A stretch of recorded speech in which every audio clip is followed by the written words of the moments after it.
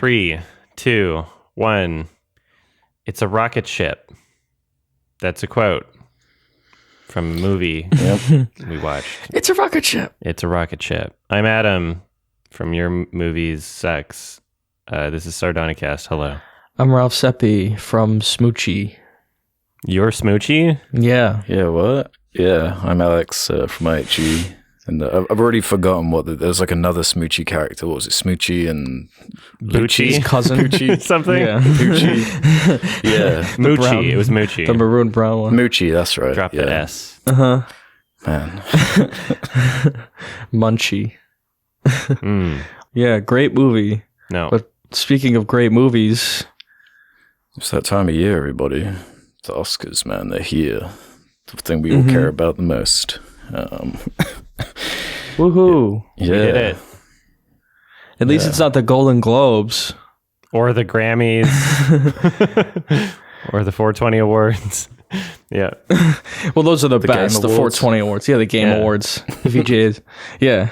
I could not care less about the Grammys. I saw one interesting news bit from it, and that was that, what's her name? Viola Davis is now Yeah. an EGOT. Yeah. So, Heard All about right. that. yeah. Yeah. Pretty Great. cool. Yeah. She's one of like, what, That's 6 sick. people or some shit? I don't know how many, actually. Yeah, I just saw a clip from it of the guy revealing the Harry Styles award or something, and it like zoomed in on his face, and it was like quite Yeah, it's in low. Harry Styles perform or something. It is the Grammys. I've never seen a Grammy show ever. I mean, he didn't win. He didn't win anything for acting. No.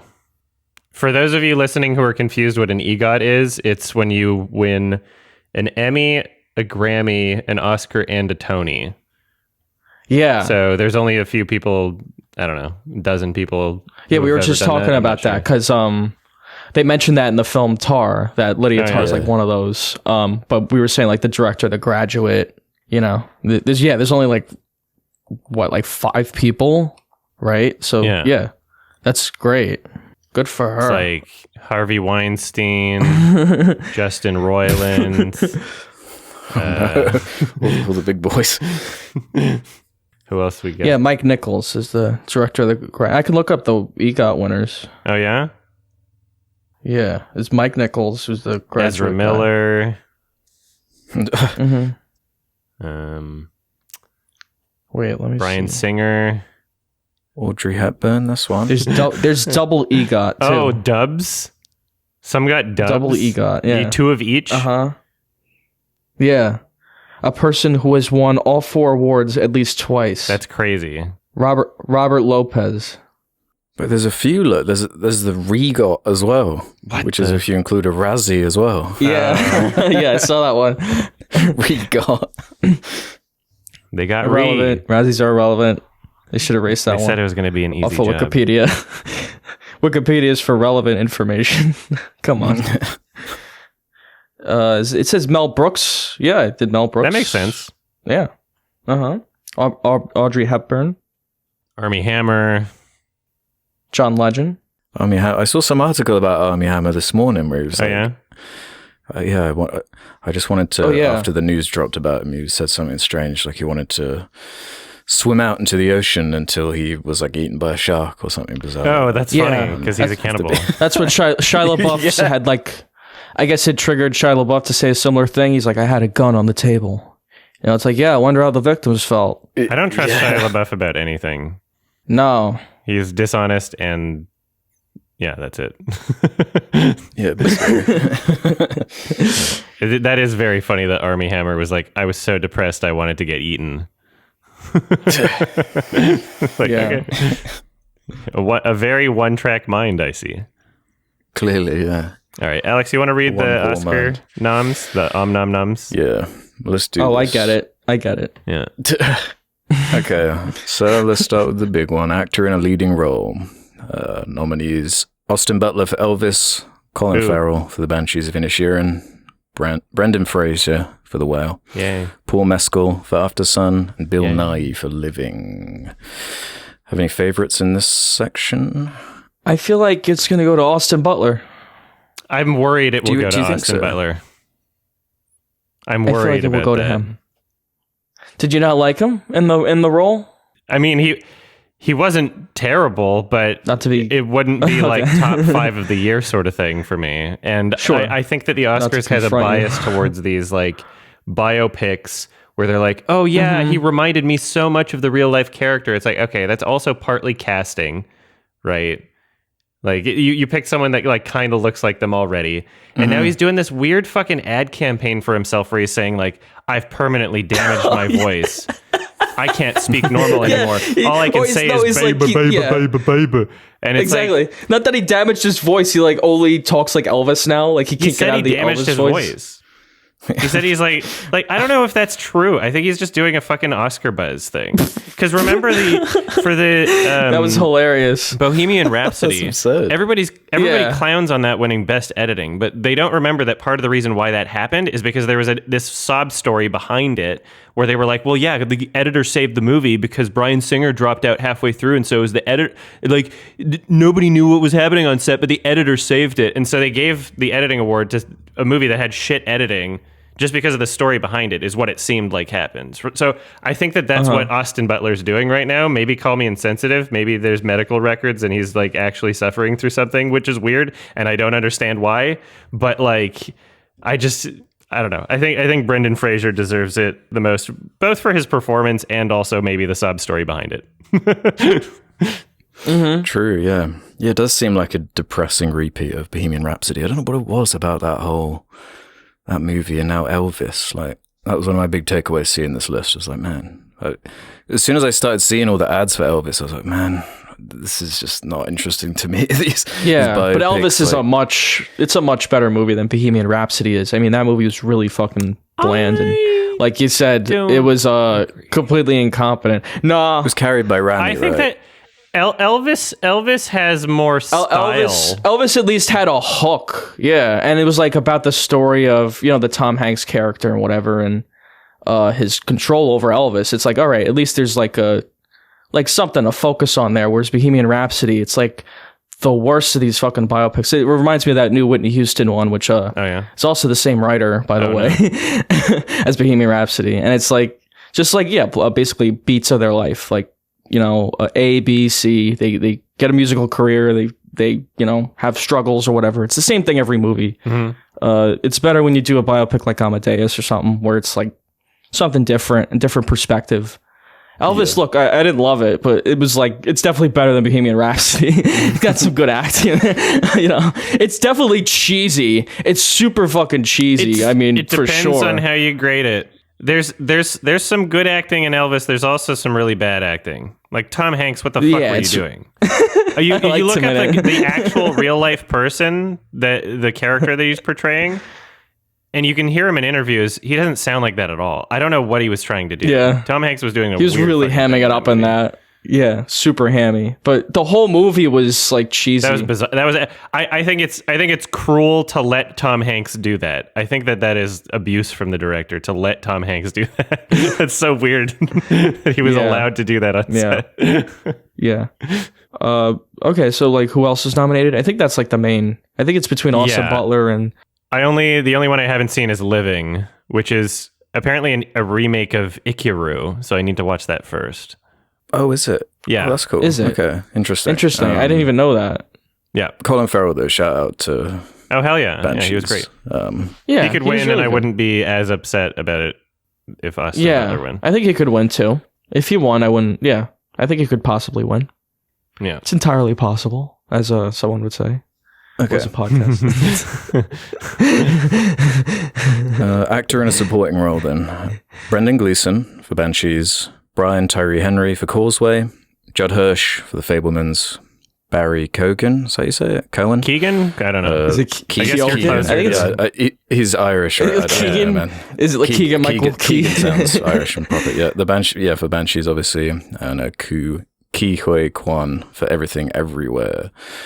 That was another thing that stood out. Was like I really was not anticipating Everything Everywhere to get really many nods at all, but it is all over this list, and I'm personally quite pleased about that. Yeah, very happy some really, about that. Not even just from that movie, but there's some really sensible nominations this year. I didn't mention like Paul Mescal Like that's a crazy good nomination. He did great in that movie.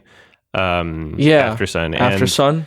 Yeah, and it wasn't expecting that because I didn't expect it to really get nominated for anything. Maybe like screenplay. I don't know, but yeah, one nomination for the movie, and it's not a bad one. And then I like Brian Tyree Henry. He's been in a lot of great stuff. Haven't seen Causeway yet, but yeah, who else we got on this one? Barry Keoghan is like I'm happy he's getting recognized. He's been great in like every movie, really. So And he was a standout character in that movie. a lot of great first time noms.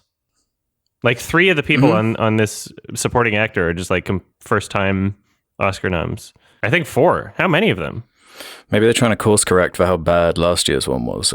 Was it last year? I seem to remember being particularly just like, what is this? Really there wasn't a lot coming out. Yeah. Maybe that was more like COVID affecting it. Yeah, it was a bit of a stronger year this or last year, technically. Yeah. It was Steven Soderbergh's fault. It's all his fault. Yeah.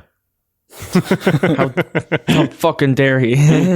Well, he did the weird Oscar stuff. He produced the Oscars.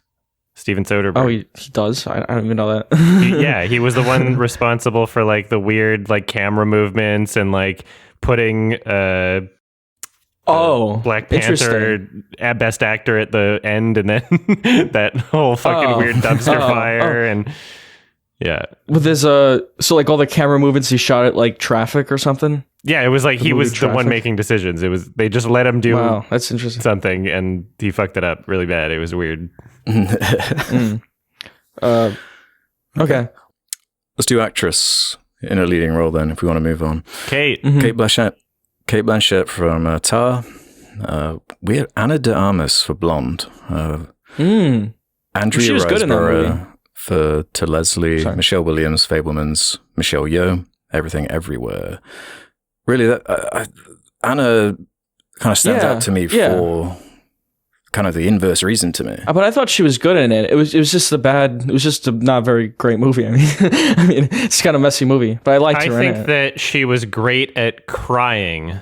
I think that if you're going to be in a movie where your accent is showing through most of it, like that's like at least one criticism of the performance. And if we're going to say 5 best of the year, I should not be thinking of any criticisms of the performance. I would say that it's entirely possible to find 5 performances in a year where there's nothing wrong with the performance. So I would just say, it doesn't really belong for me. Entirely possible. I wouldn't say she deserves a Razzie or anything, but like, I don't know if I agree. No, that's just it being in best actress category. Yeah, Razzie is just mean spirited. Yeah, they just pick on an actor or actress every year. It's fucking stupid.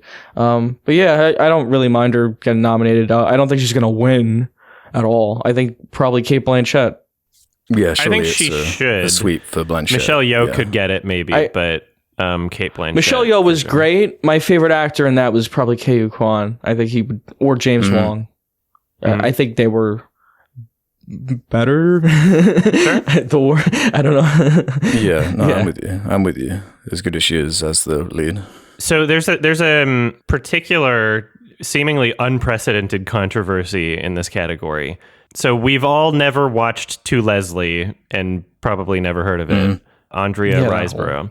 So they're investigating her right now because her nomination was not brought out of a studio-backed for your consideration campaign, but because she went on social media and she was like, hey, everybody campaign for me. And all of her peers and all of these other actors were like, you know what? You did like a fucking amazing job in this movie. And they all pushed for her to get this Oscar campaign. And so now, because it isn't like a money-backed push and it's like a genuine grassroots, like, oh, people liked the performance, they're investigating her, being like, did you do something wrong? You're supposed to have money behind this. Like, it's just like, holy shit, really? Like, you get this one inkling of like, oh, maybe the Oscars aren't so fake. Like, and then they're like, we got to look into this. We got to punish her. Because the studio didn't, there was no for your consideration campaign for her from the actual production company or studio. It was all celebrity backed and actor thing, backed. and they're investigating over it. Like, what the fuck? Barack Obama retroactively like put it on his best of the year list. Yeah. I hadn't really looked into this movie before, but it's got like 4K ratings on IMDb. It's like clearly So it looks very good though, movie. actually. Yeah. Looks really interesting. Yeah, supposedly the performance is really good, and Yeah. she's been in a few other things, and I've enjoyed her. So it'll be interesting to see. I'm looking forward to that. Actually, maybe the movie's shit and the performance is really great, but who knows? Okay.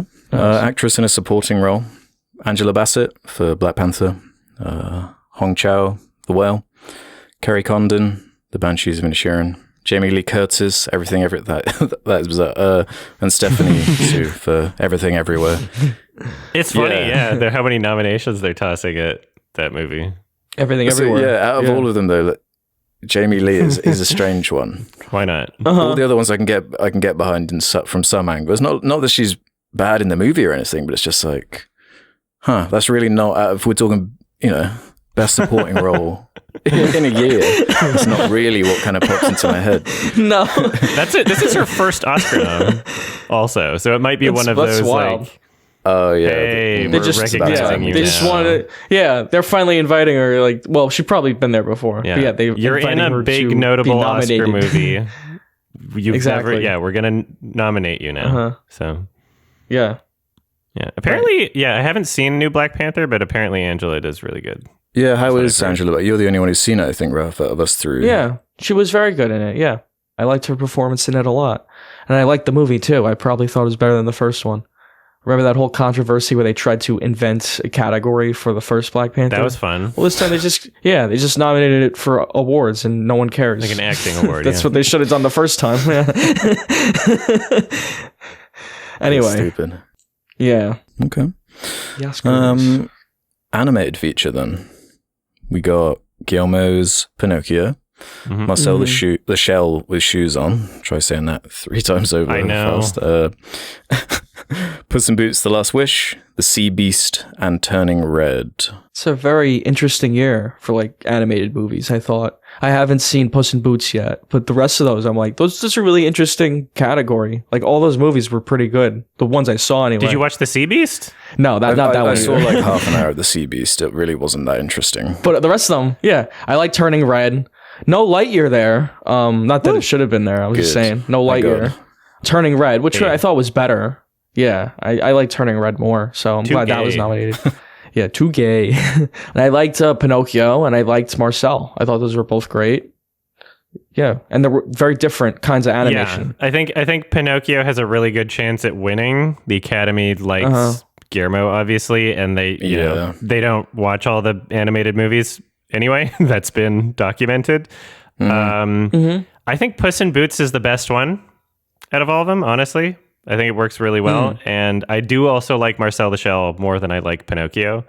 Only one I haven't seen is Sea Beast. So I probably like Marcel better too. Yeah. But I like both.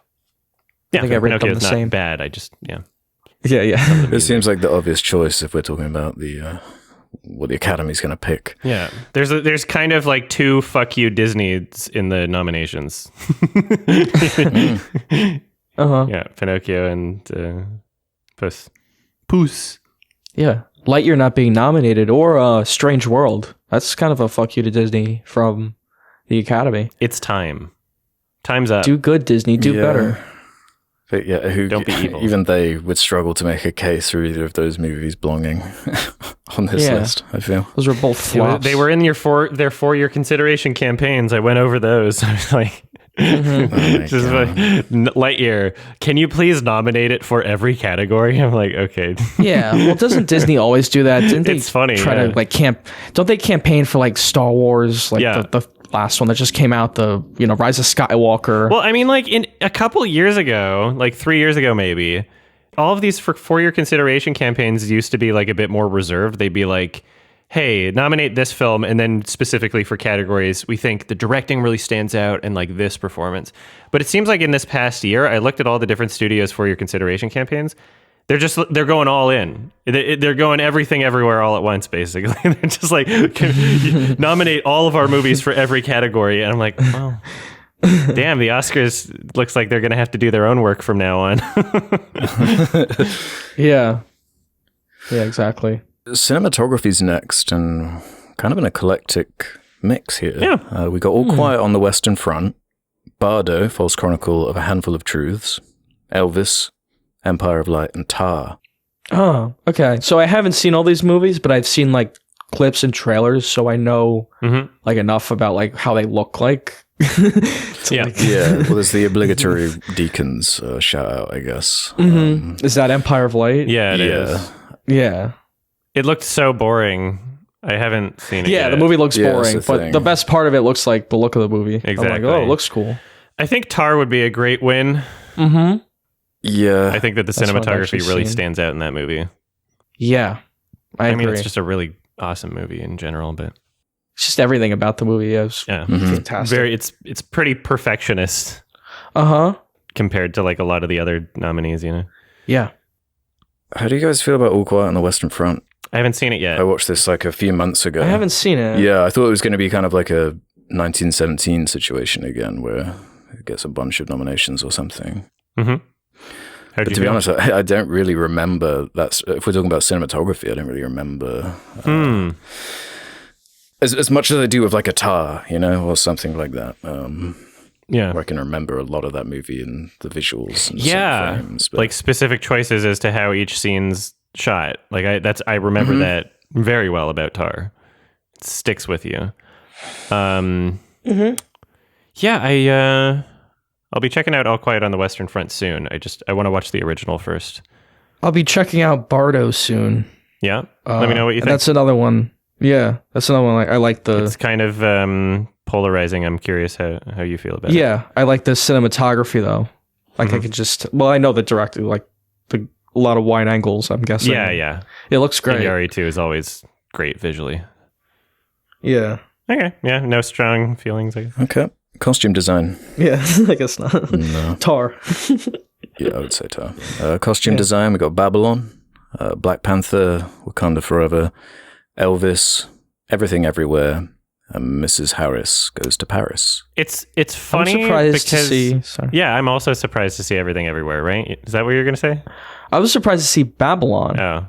Well, because it's there. kind of like a period piece. And they're wearing Yeah, fancy but rich it people wasn't well clothes. received. But yeah, And I the guess. fancy rich people that vote at the Oscars get to role play for a little bit and being like, oh, what if I was rich in the 50s or whatever? Like, just, Instead of rich now. I wanted yeah. to wear the 50s rich people clothes. I go to a 50s. They watch the movie. They're like, I should have an old party. We should all dress up.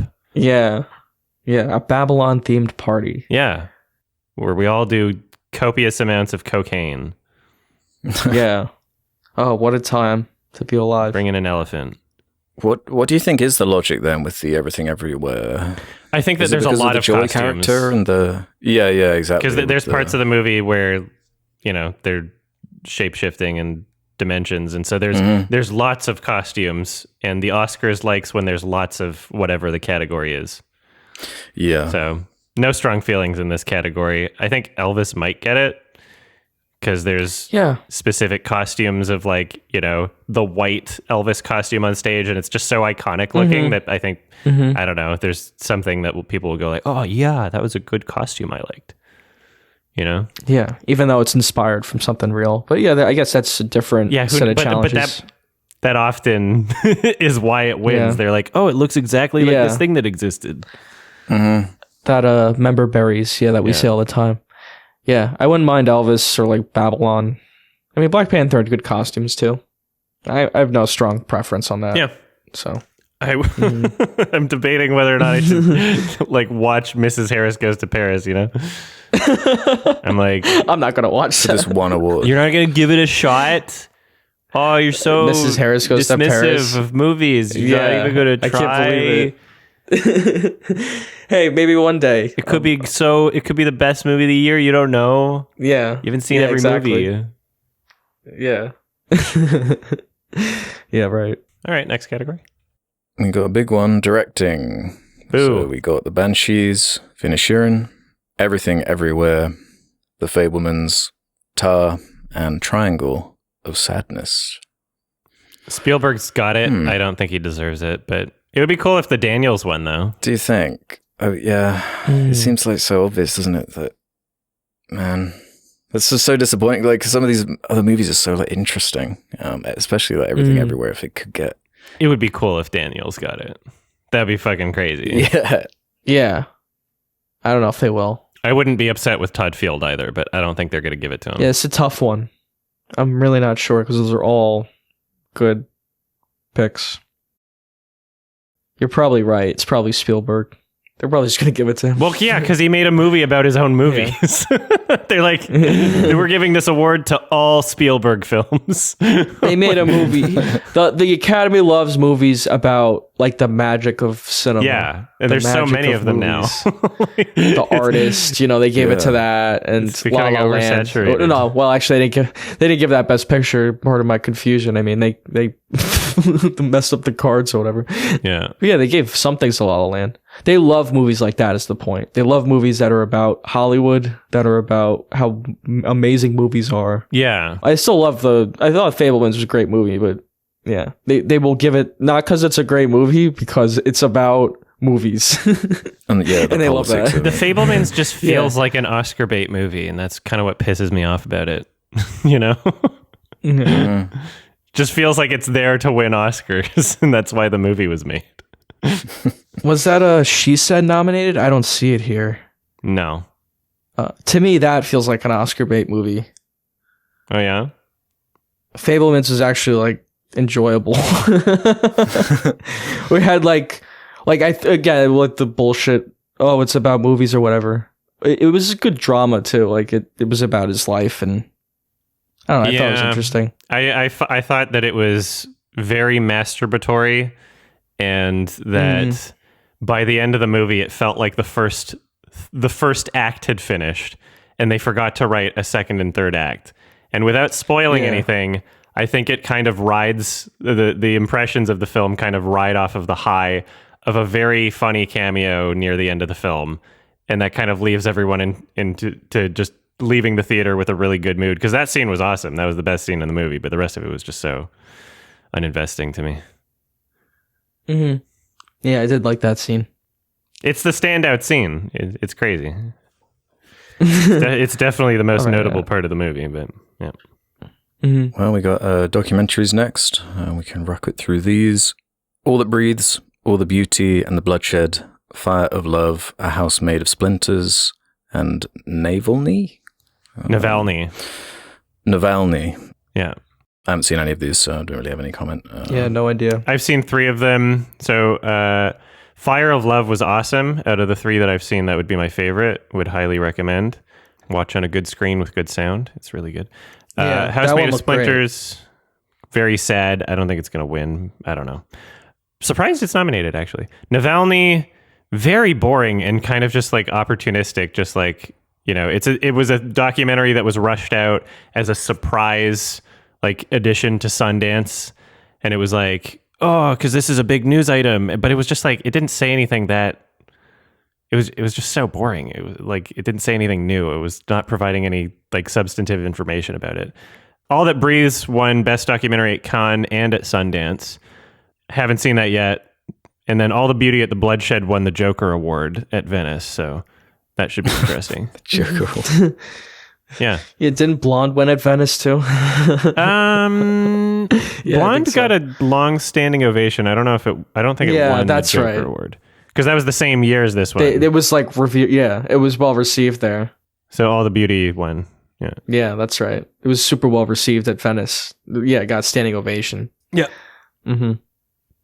It's fun. So yeah, Fire of Love would be my pick, but I haven't seen 2 of them. So yeah, I'd like to see Fire of Love. Out of all those, that seems the most interesting. yeah, I think it's on Disney Plus or something. Yeah, because it's National Geographic. Really? Oh, was it? Yeah, Oh, cool. you can check it out right now. Get to see volcanoes. It's great. It's a really yeah, it's an awesome movie. I like Yeah, the it. visuals look crazy. It is. Yeah. What about the short film category then? Haven't seen any of them. Okay, I won't bother rattling None of them us. off then. Oh, We'll go straight to film editing then. So we got Banshees again, we got Elvis, Everything Everywhere, Tar, and Top Gun Maverick. Is that the only one for Top Gun in there? Top Gun has sound and something else, maybe. I don't know, but Oh, yeah. This best Okay. picture.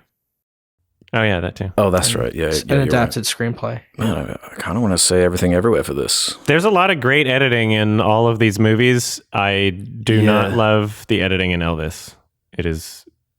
It feels like I'm watching a trailer the whole movie. there's a lot of bizarre choices.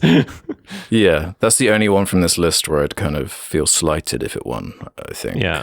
Not having seen, I've seen all the others. I don't think it will. Yeah. Yeah.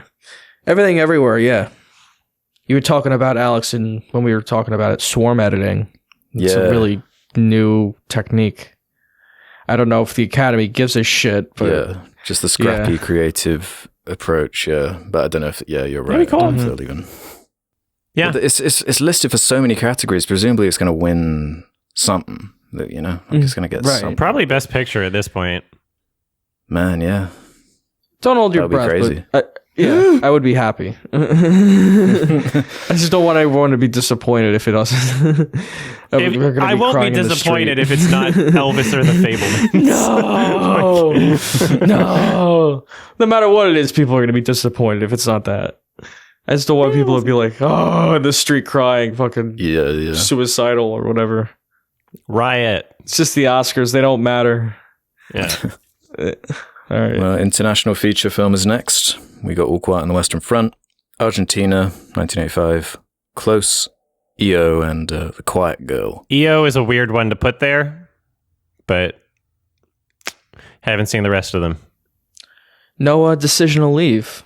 I know. That's all I feel like you could have taken out EO to put right. Decision to Leave there, but I wonder whatever. why they didn't do that. Yeah, I've only seen All Quiet on the Western Front out of those. Can't really contrast. Makeup and hairstyling then. Again, All Quiet on the Western Front, The Batman, Black Panther, Elvis, and The Whale. The Batman had great makeup. And The Whale also. Those both stand out. Yeah, I just feel like The Whale will probably get it, to be honest. Yeah. Again, no strong preference there. Yeah. Is that the only award for Batman, I guess, too? They have a sound award there's a couple other ones. nomination. Visual effects. Yeah. Okay, music then. All Quiet on the Western Front, Babylon, Banshees, Everything Everywhere, and The Fabelmans. That's interesting. I don't know who's going to get it. I know what I'd want Sun Lux for this, but man. Same here. It's a very versatile score. A lot of different styles. Yeah, but do you think they're just going to hand it to John Williams there? It might be a hand it to John Williams situation. But we don't know. Seems like there's a few of these. And then Carter Burwell is also a big name, so. Yeah. I really like the score for Babylon.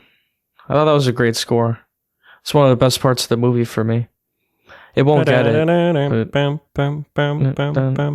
Voodoo Mama. Yeah, it's like, it's memorable. I like that about it. You know, that Damien Chazelle loves jazz, he loves music, puts a lot of thought into that in his movies, and it shows. That's all. But yeah, give it to John Williams. Yeah, fuck it. If I had to put money down, like... If I had to put money down, yeah. John Williams. And yeah, Sunlocks, excellent work on that too. Yeah, John Williams. Personal pick. Music then, original song. Applause. From Tell It Like a Woman, Hold My Hand from Top Gun Maverick, Lift Me Up from Black Panther, Natu Natu from RRR, and This Is a Life of Everything Everywhere. So Tell It Like a Woman has 77 ratings on IMDb, and I don't even know where to see it or like what the fuck this movie is. Like what is this? Like investigate this movie. Like what is this? That's bizarre.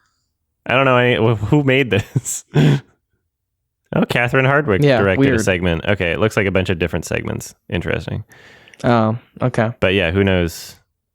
It's just there as a placeholder. And then people thought, oh my god, Jason Blum. This tweet was deleted shortly after, but he made a tweet saying, "Mark my words, RRR will win Best Film at the Oscars, like Best Picture." Best Film. And I was like, "What?"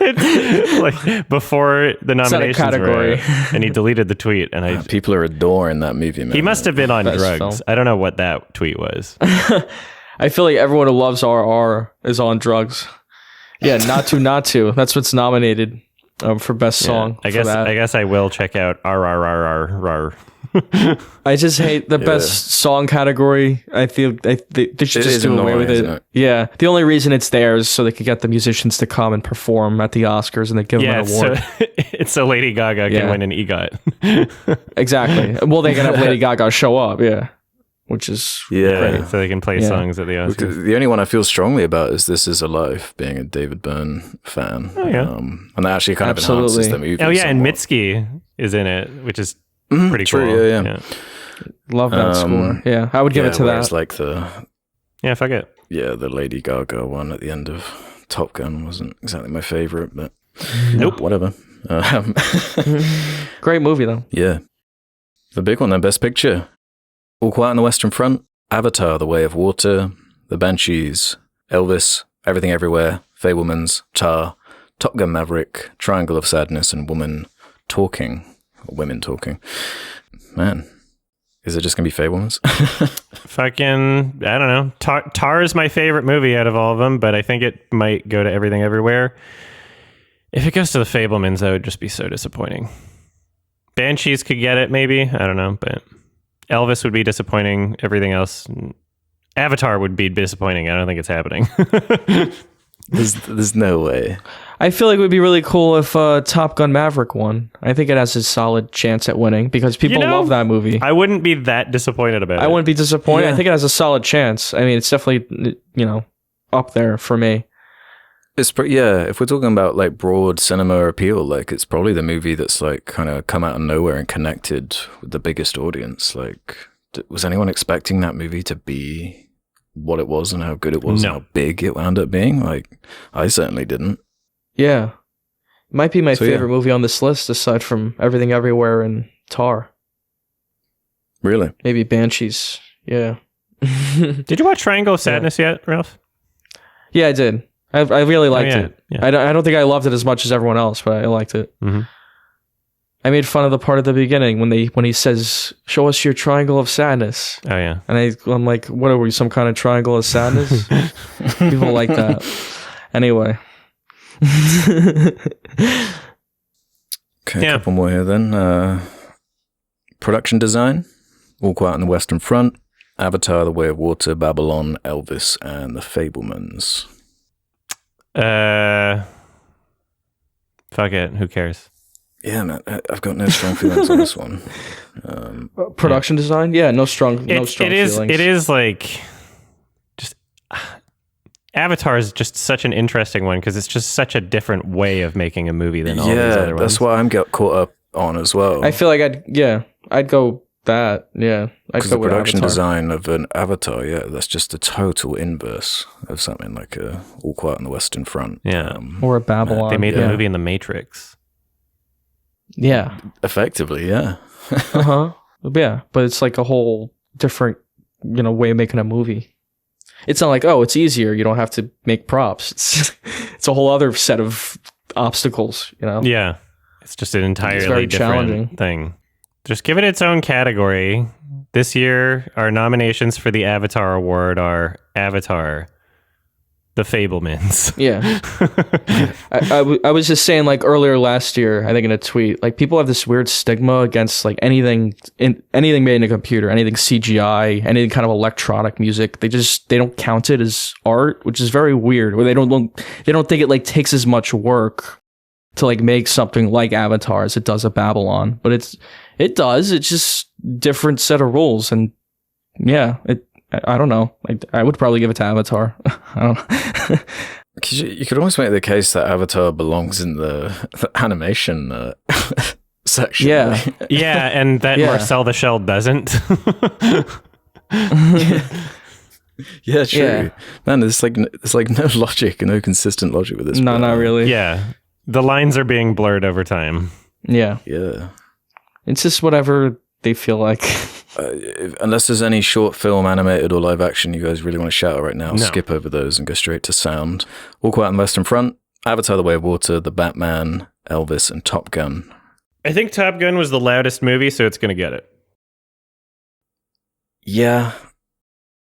I'd say The Batman. Was the Batman louder than Top Gun? No. It had some loud scenes. I think Top Gun's got it. Yeah, I think Top Gun's probably the loudest on there. Or maybe Avatar. Avatar is pretty loud. I feel like Top Gun will probably get that, but okay, visual effects then. All Quiet on the Western Front, Avatar: The Way of Water, The Batman, Black Panther, and Top Gun. Avatar. Is that an Avatar? I mean, it has to win visual effects. Yeah. It literally has to at this point. Yeah. Yeah. Yeah, the only other one, I don't know, maybe Top Gun. Where there was even visual effects? I thought they just flew planes around. Yeah, most of it seemed like pretty practical. So if the whole movie was animated, then I guess they did great. It's all under the umbrella of special effects. So I guess practical effects count too. Visual effects. It's not necessarily CG. Well, yeah, that's the thing though, right? It's like some of the best special effects are ones you don't even notice. So it's like when you're up against an Avatar, it's almost like unfair when the whole thing is visual effects. That's like the whole thing. I mean, like the category doesn't say computer animated effects. So a visual effect can be something that's just practical anyway. Exactly. That's why it's a weird category. It should really be like two. Practical and CGI. Yeah. Best animation. Yeah. Best CGI and best effects or best practical effects. I don't know. Something like that. Because it's different. Like the chase scene in the Batman, that car chase was like all CGI. Oh, nice. Super impressive. I'd probably give it to that, if not Avatar. If Avatar didn't come out. Mm-hmm. Yeah. It was dark. Shit you don't even notice. Yeah, well, they hide it well with the rain and whatever. Editing, cutting to them in the cars. Exactly. But yeah, you don't even notice it. That's, I think it's Weta did that. Nice. Yeah, super great, like, effects studio. Yeah. If I'm not wrong. Well, we've got two more here. So the penultimate one is writing, adapted screenplay, All Quiet on the Western Front, Glass Onion, and Knives Out Mystery. That's a Living, weird one for Top me. Gun Maverick, and Woman Talking. I'm confused. Was it adapting? Yeah. Is that because it's based on a Beatles song? Is it the Beatles song? No, because it's a sequel. The Glass I think. Onion? That's what makes it adapted. Oh, okay. Okay. That makes more sense. Because I was wondering that too. Yeah, that makes more. You're right, Adam. It's because it's a sequel. I'm like, is it based on the? Is that why? Because the Beatles. It's like a 2-minute song. I mean, it probably didn't get much from it. I mean, yeah, that's fun. Okay, you're right. You're totally right. Interesting though that it's in there at all. I just think that like out of what I enjoyed in that movie, the screenplay wasn't like up there, but it's only Glass Onion. the screenplay could have had some work done on it. Well, yeah, it's like a murder mystery. You feel like probably the writing has to be pretty strong. It's probably the strongest part of it. It's a weird one to say top 5 of the year for, you know? Yeah. It's interesting. Sarah Polley's getting a writing nomination. I was expecting her to get a directing nomination because right now it's like just 5. I mean, I guess 6 dudes and no women. 6 but dudes. I guess a woman won last year, so we got to take it back. We're bringing it back down to earth. Yeah. I think you made a point of like, I think they choose a lot. The movies they picked this year were a lot more casual, there was more variety to what they picked. It's usually like kind of all Oscar bait movies. I think there's some. It was like a little more kind of movies that normal people would, like Glass Onion, I feel is one of them, or Top Gun, Black Panther. You know, those are movies that are more accessible. Even Everything Everywhere. Those are like more accessible movies that they still nominated. Accessible. Yeah. Yeah. I feel like that's kind of rare for them. Or if they do it's like 1 or 2 movies, you know, and they don't give them anything. Like Everything Everywhere has a solid chance of winning Best Picture, and so does Top Gun Maverick. Like those are not out of the question. So, well, last award then is original screenplay: Banshees of Inisherin, Everything Everywhere, Fabelman's Tar, and Triangle of Sadness. Man, who's got it? Honestly, maybe Banshees. Yeah, maybe Banshees. It's a really good screenplay. Yeah, I'd go with that too. That's really what I'd give it to out of those. I wonder if Triangle could get it. Because sometimes they like giving screenplay to things where it's like, I like the point you're making in your movie. Mm-hmm. I don't know. Yeah, well, that's the list, man. Interesting year. I like, honestly, okay, actually. Compared to a lot of other years, there's some really, really great nominations in here. As I've said, like a lot of first-time actors, actresses, and a lot of like really sensible, really cool things to nominate of just people that I like and performances that were good. So Not as bullshitty as it could have been. So great job, Oscars. So far. Yeah. Well, that's that, man. We did it. Did it. You did it. Thank you, Alex. It's okay. My vote's for Green Book again. Yeah. Just for everything. That's right. The Fablemans would be like a Green Book, you know? Yeah. Just obvious, yeah. And Elvis would be a Bohemian Rhapsody. Mm-hmm. All right. It's not as bad as Bohemian Rhapsody. It's not as bad, but it reminds me of it. Yeah, okay, that's fine. I was kind of convinced I was never going to watch that movie, but I don't Elvis? know. I'm kind of curious now. I might It's just check it more out now, just entertaining than Bohemian Rhapsody. It was fucking ridiculous. I think you'll have a ball with it. I would rather it be ridiculous than fucking boring, which is what Bohemian Rhapsody is. I saw the He's White clip like being shared around. I was like, Oh yeah, He's white. Yeah. So maybe I will. I think Tom Hanks got like a Razzie nom for this or something. He was so over the top in it, but I don't know why they let him do that. I just don't know why they let him. Somebody stop him. Hey, I love Tom Hanks. Between this and Pinocchio, I mean, God. he had Bad year quite for a Tom. year. And that movie he was in, the Apple Plus movie with the fucking robot, Chappie, or what is it? What the fuck is it called? It's not Chappie. What is it called? The movie where he's in a Apple Plus movie with a robot. God damn it! Everything I know, the man called Otto. Is it that? No, there's no robot in that, Alex. That's the only other fucking Tom Hanks film I can think of right now. Should we look it up? I'm curious what this. I don't think I've heard of that. What you're talking about? Finch. That's what it's called. Oh no, you're right. I have seen ads for this actually. What's it called? Finch. It's called Finch. That's right. Was that this year? Okay, I've never. Oh yeah, I saw this poster and I thought this is not going to stay in my memory, and it didn't.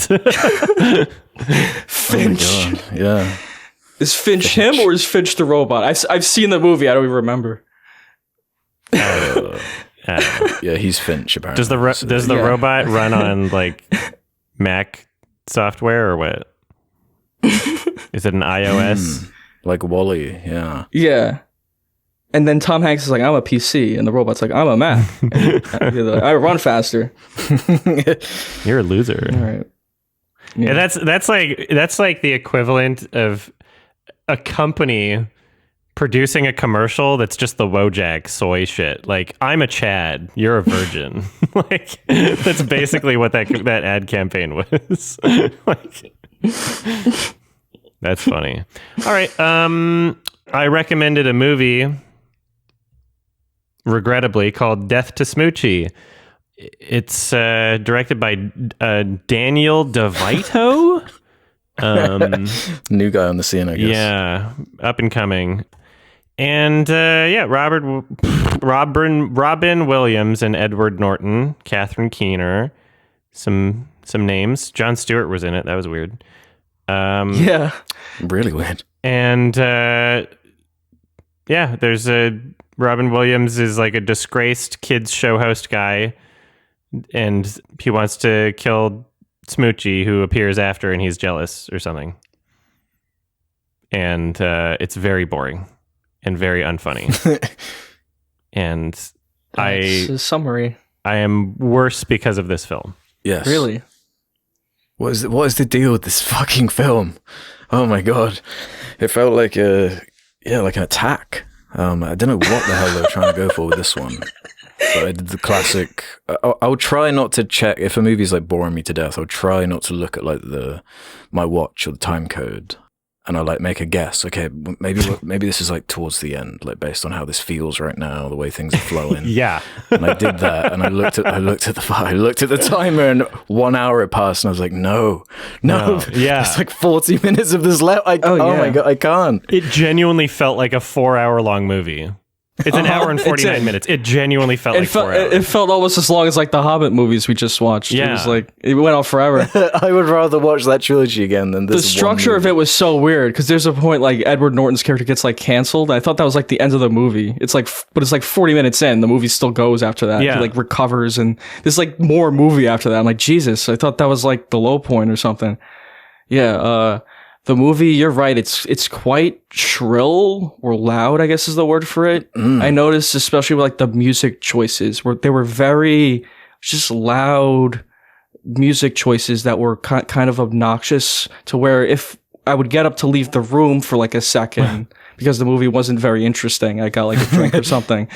The music would start like blaring in the other room because like the next scene would start. It was just so loud. I'm like, Jesus, I have to like run back in and like lower the TV. But also, like, the sounds they chose for the set, ironically, they kind of scored it like a children's movie, even though they're trying to do the whole, like, you know, the juxtaposition of the edgy guy playing the kid's character, and they say that makes it funny. Yeah. That which makes it funny, yeah. Yeah. But no, the music was, like, really strange. It made a lot of it just made the intentions really unclear to me. Because there's this whole crime angle, and they seem to want to also have this like romance angle, but also everything is a huge joke and nothing matters.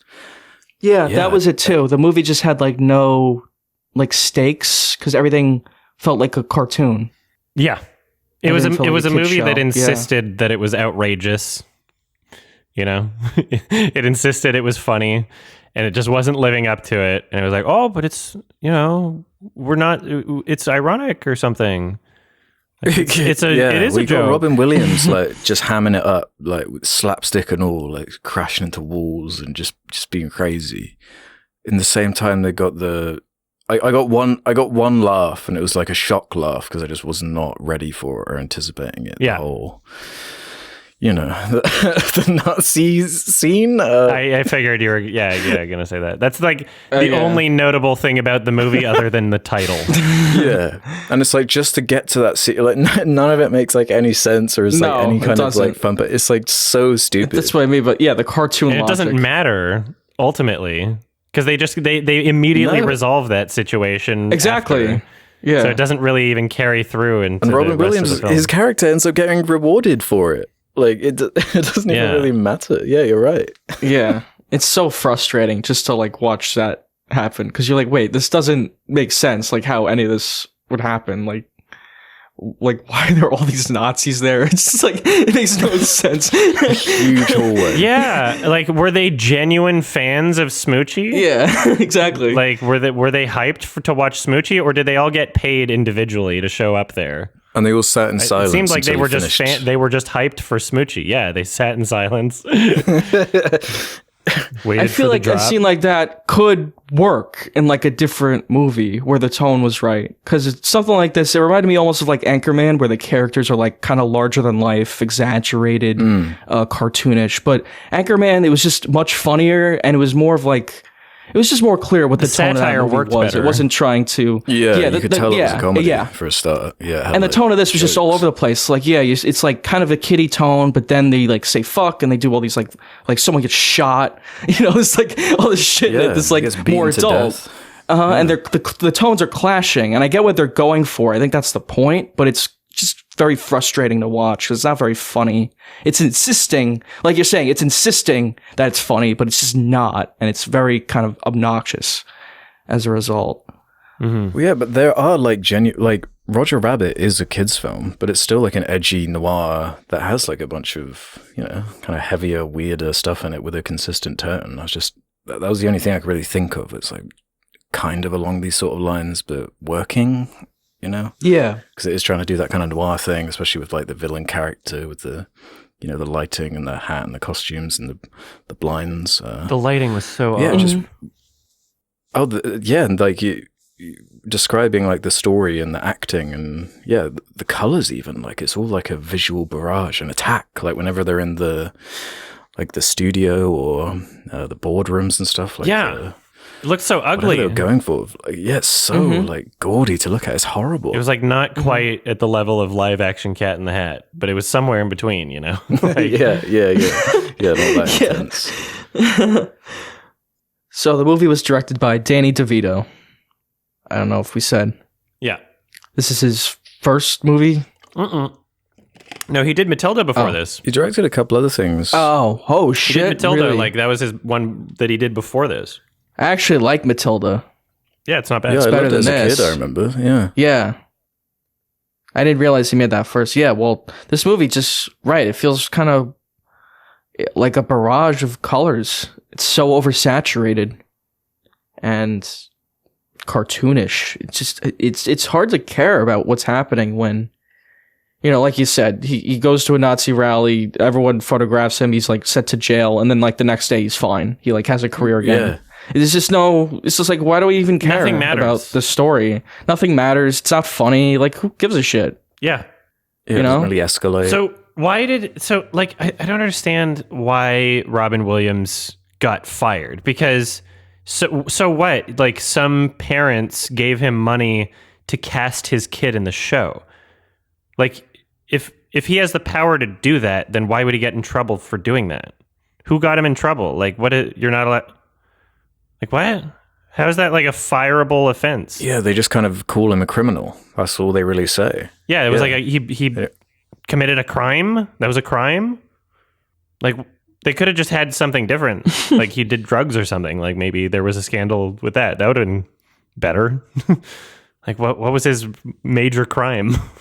Yeah, it beats me. It just seemed like they just wanted, or were more relying on just Robin Williams to try and like carry it. Because there's like no Yeah. material. Like, come on, Robin, just do something wacky and crazy for this Dance. scene to try and sell it. Yeah, say something funny, yell. Do that Scottish accent we love when you do stand up. Why don't you do that?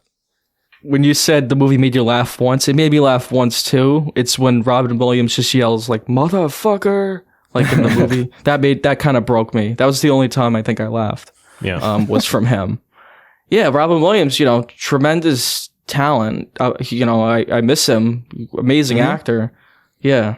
She wasn't utilized to his fullest in this All film. three of the leads, like these are all extremely capable. Oh, Edward Norton, Yeah. yeah. I love Edward Norton too. Just saw him in Glass Onion. He gave a great comedic performance in that, right? And here it's lame. Yeah, this might be the worst I've ever seen Edward Norton. I'm trying to wrap my brain. Like, It's It's like bizarre. noticeably awful and just like strange. His accent changes throughout the movie too.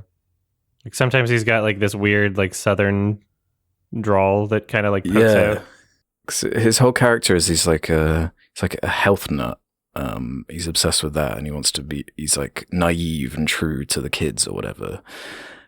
And it's like played for laughs until all of a sudden, oh no, the Catherine Keener is romantically interested in him, I guess, and it turns out she was also Robin Williams was her ex, so now it's like this Yeah. weird love triangle. She has a thing for like kid show hosts, Yeah.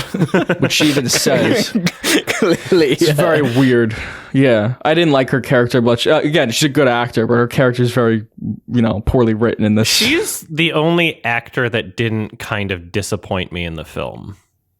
Her character's not great, for sure, but she didn't do like the worst job, I guess. Whereas everyone else, I was like, what are you doing right now? Everybody else had a lot of issues. Jon Stewart. What was His with haircut his hair? was so weird. His hair was awful. Yeah, was that intentional to try and like embarrass I think him? so. Yes. I think he's, you know, kind of like a Steve Carell in Anchorman, where he's supposed to look like kind of weird, but he was acting like Jon Stewart, you know? I don't think Jon Stewart can like pull that off. It didn't work at all. No. It was very jarring to see Jon Stewart in this. Well, yeah, I was just kind of his confused, like terrible hair. why he was there. Like, what was he doing there? Like, It was embarrassing. It was just terrible. Acting, I guess. I'm like, yeah. I guess. Presumably. If you want to call it that. Yeah. Yeah. It's crazy that it went on for like almost 2 hours, and I don't remember much at all because it was just torture. Right. It was just unfunny The fucking movie- torture. Yeah, it just kind of lost me with the story. Like, there's these other gangsters that are introduced, and they want to kill Smoochy. I just kind of lost the plot. I just didn't know what was happening. yeah, because there's not just one like crime family. There's like all different sects of like crime that they like explore through this universe they've built for Smoochy, right? Because there's like there's the Irish people, there's the main mob guy who the crazy voice. Yeah. It was fucking painful. And then man. Danny DeVito's in the movie too, and he's like the one who actually tries to kill Smoochy because he wants money. Like, I wasn't even clear on that.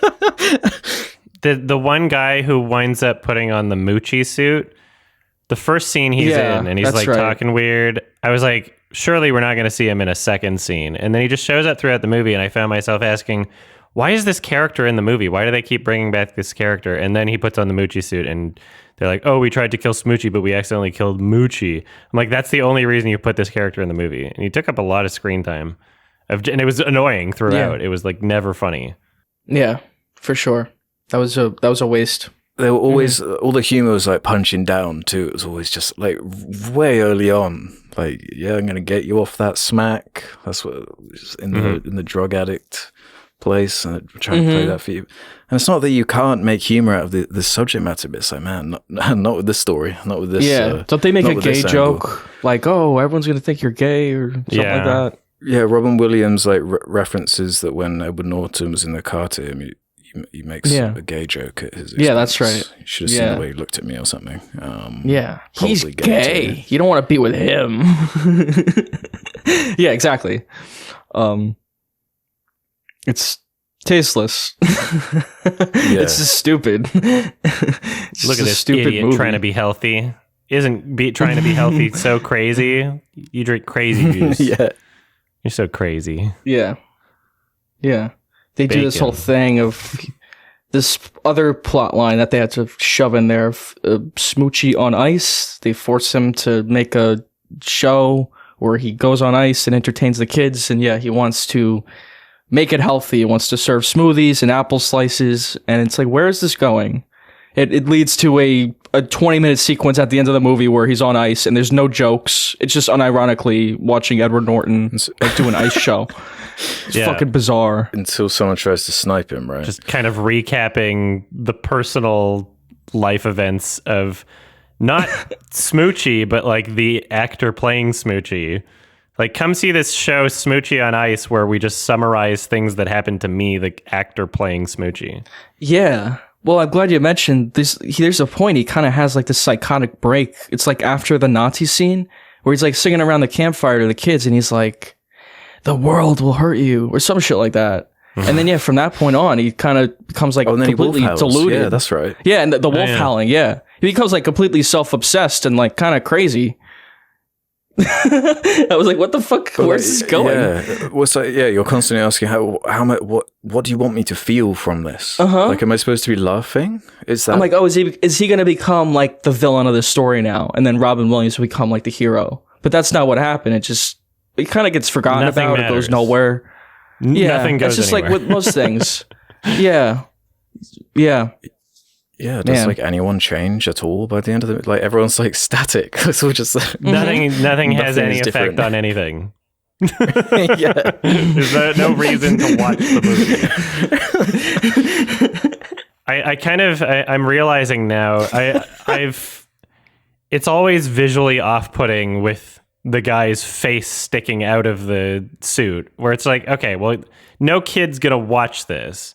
No kid wants to see this weird-looking dude's mouth coming out of the fursuit, right?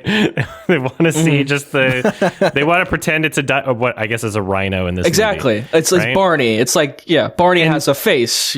Now I'm realizing that it was probably the same executive decision as like the Halo show, where it's like, no, you have to see the actor, so you know who it is. Right? You can't just have the actor behind the mask, You can't just have Edward Norton voice act. You have to see that it's Edward Norton for the trailers or something. Like, it just looks like shit. It looks awful. Like nobody would watch that. And then when they were filming the scenes of them on set, it was so bizarre because like there was this disconnect. Like they couldn't quite make it feel like it was genuinely a TV show. It always felt like a movie. And so I was noticing certain things about it, like, okay, like some of the camera work and like just the weird production on set where it's like you have like 30, 40 kids. I'm like, any television show where you're working with kids, you're going to have like 6. Like, that would be a disaster if to have like 40 kids on set every single fucking day. Like, he's just singing songs. Like, why do they have so many kids there? Like, that's unreasonable. There's no show that would do that. Kids television show with like 40 fucking kids running around the entire time. Like, you wouldn't be able to get a word in. Yeah, it wasn't convincing in any way. It felt misguided in every way. I've just seen the budget for this. What's the budget? 50 million. In 2002. What? Is that a fucking joke? Or what?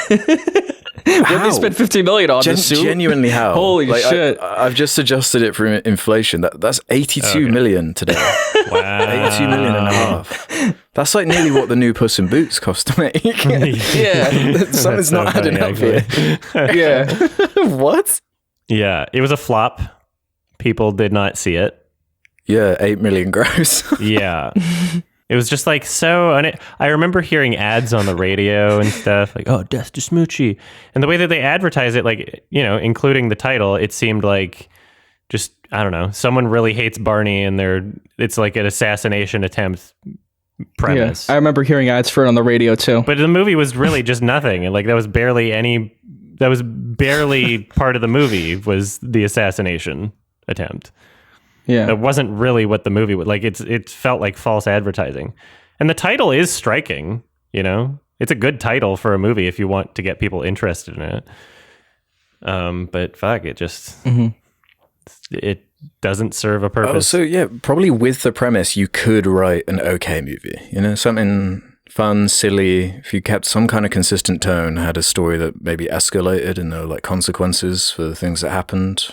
Could have been okay, especially you have Robin Williams, Edward Norton, and Catherine Keener, like, and Danny DeVito. It's like a really strange mix of people to create something this uniquely bland and bad and terrible.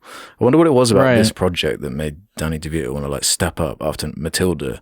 Yeah, I just made this really successful, fun kids movie. Let's do like the inverse now. I guess I could see it from that angle, but yeah, this ain't it. This is not it. It was years after. Matilda was 96. Death to Smoochy is 2002. Okay. Very bizarre. Yeah. Yeah, I don't know what it was about this. Because it's written by Adam Resnick, who... Man, yeah, I'm just looking at his IMDb. It's a really random group of people. I guess he wrote SNL. He did it for 20 episodes.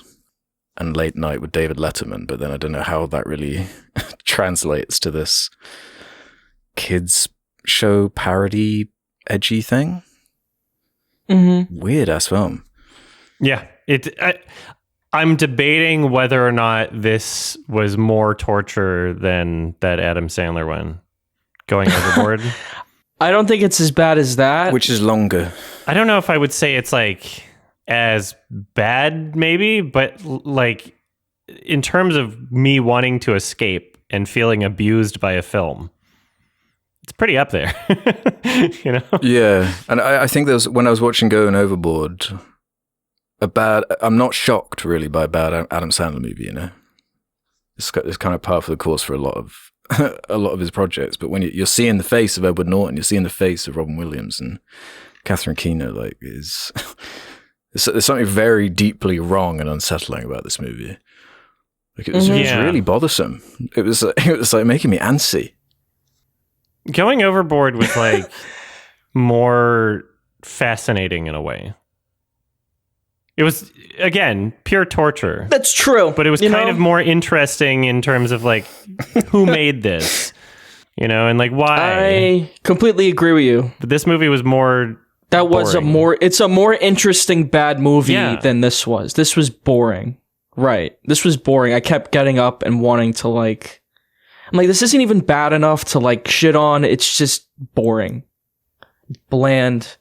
Yeah. And there's just nothing to care about. Like, this is all leading up to an ice show involving like a sexual fetish and a lesbian hit squad leader. It's like, who fucking, like, I can't care about anything going on in the movie. Just a forgettable movie from the early 2000s that didn't make money. Yeah. Like, okay. Wow. Yeah, like, what were the goals? So special. Some people like it, apparently. Some people like this movie. That's I don't what know I if was- they're like. I yeah. don't know if they're trolling. Is this? I don't know if this is like the malort of movies where people pretend to like it just to trick other people into watching it. Yeah. Like They like the actors. They're like, well, Robin Williams, Edward Norton is so underrated. You know, they just I don't mention the know. cast and like the people involved. But yeah, when you actually, because Letterboxd has like a 3.1 or 3.2. Like there's some like favorable. I think on like IMDb it's got like a 6 point something. It's not that bad. 6.3. And then I watch it, I'm like, this is like lame as fuck. Like, what do people see in this? It's just, I think it's because not many people have seen it. I feel like if more people saw it, it would have lower ratings. Almost like how the new Birdemic has like higher ratings than the first two, only because less people saw it. It's like a name, That's like, yeah, that's just how I feel. It's because I don't think it's that good. You know, there's movies that we've talked about on this show that I feel like I've been harsh on that like are better than this, you know? I can't even give this like a pass. it doesn't offer anything substantive Uh-huh. at all.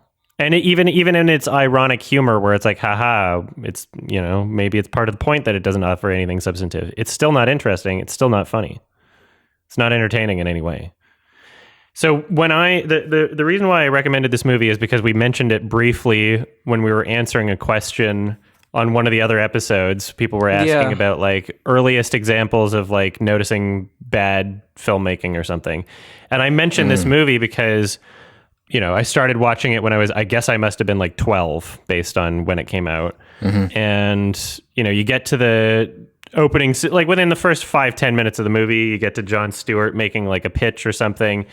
And there's this weird, like, high angle that's really close to his face that almost looks like it's kind of like some Terry Gilliam film, and it's just out of nowhere, and and the lighting doesn't work with it, and I'm just like, that was what stuck out to me when I was watching this as a kid, and I immediately shut it off. I was like, why? Like this, it just felt so bad because it's such a weird choice that doesn't look good and it's unmotivated. That's what pisses me off, and it's crazy that this has just been so consistent over 20 years later that I just feel like I like when you make decisions, but they have to be motivated by something, right? Like it doesn't work when you're just like, haha, let's do a Dutch angle here and a Dutch angle there, and it's like, well, what does it mean in terms of the context of the scene or the characters? Like, oh my god, there were so many Dutch angles.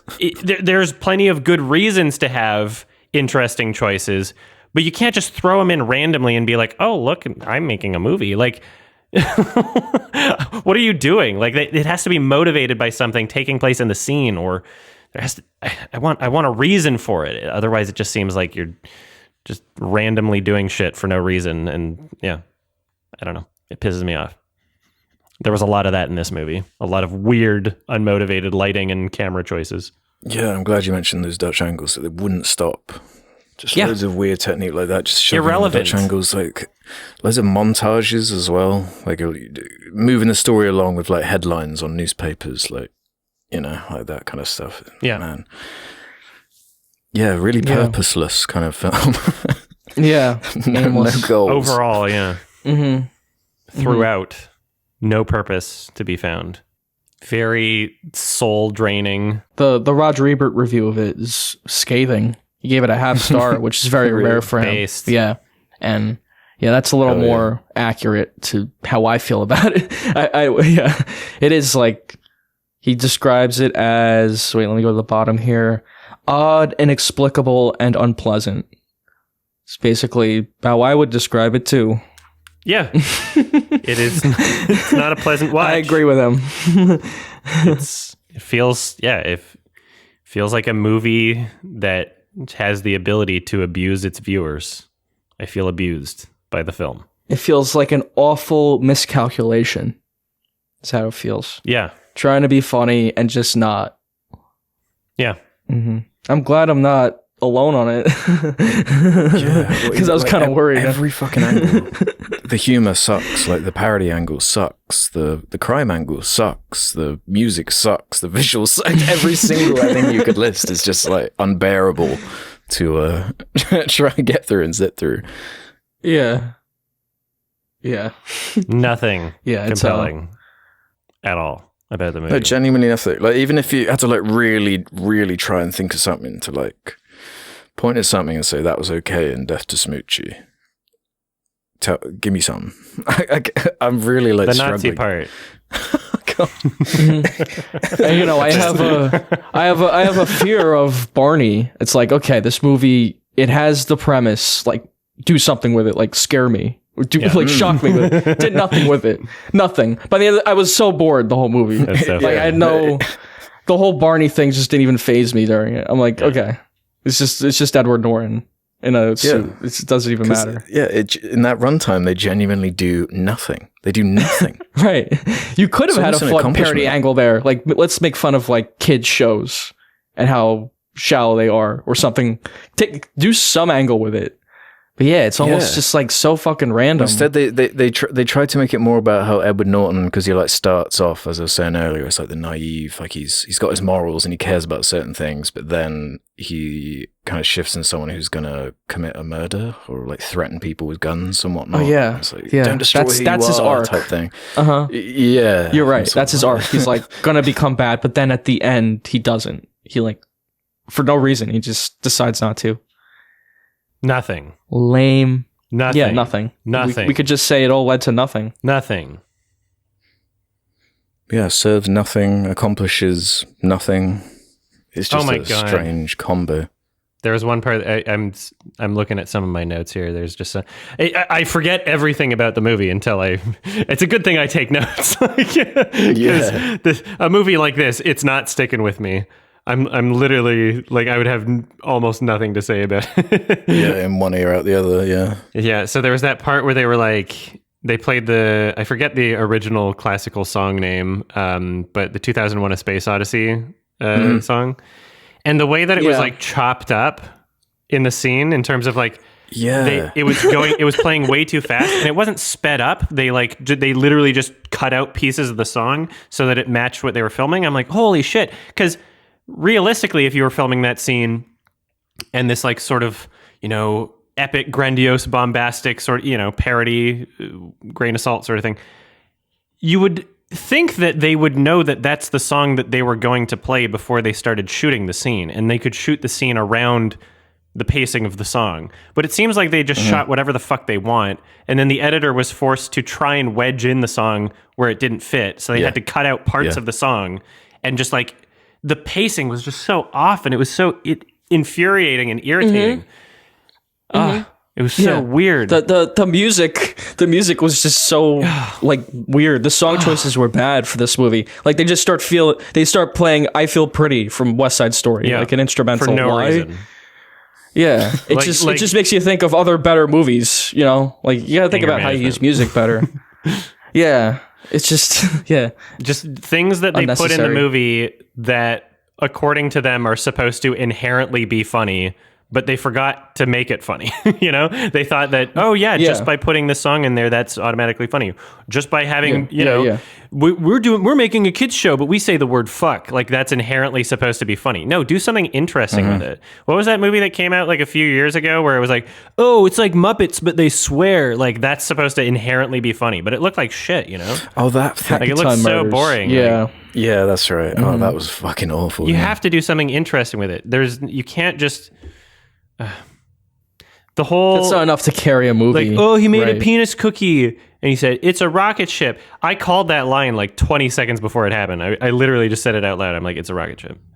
and then he held on that and he did a face, and it was waiting for like so long, like literally 20 seconds go by. He's like, it's a rocket ship. I'm like, yeah, there it is. The joke I said 20 fucking seconds ago. It's so predictable. You can't even have jokes in this movie.